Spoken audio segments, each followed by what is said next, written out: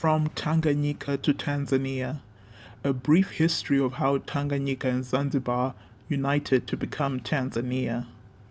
In 1964, Tanganyika and Zanzibar merged to form what is now known as Tanzania. Tanganyika became independent in December 1961, and Julius Nyerere was its first prime minister.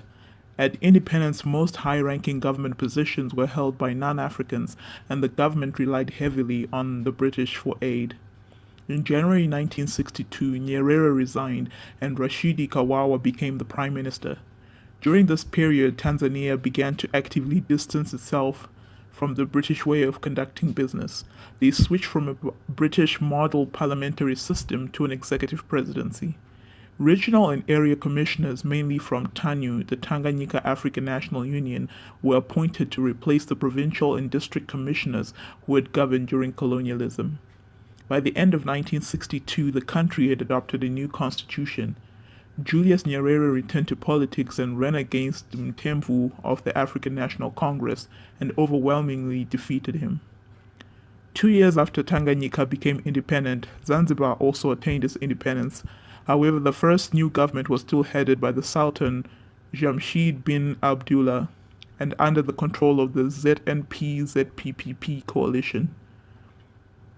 This leadership left many discontent, and in January 1964, Field Marshal John Okello toppled the government.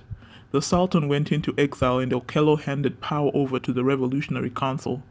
The Revolutionary Council was headed by Abeid Karume, who sought to control the economy, and many industries in Zanzibar were nationalized, and land from large estates was redistributed to local farmers.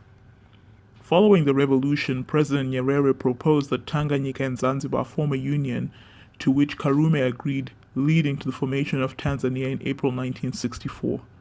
Julius Nyerere became the first president of the newly formed Tanzania, and Karume was the first vice president.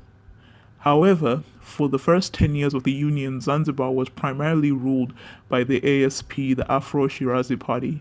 In 1977, the two parties, TANU and ASP, united to form the Revolutionary State Party, or Chama cha Mapinduzi.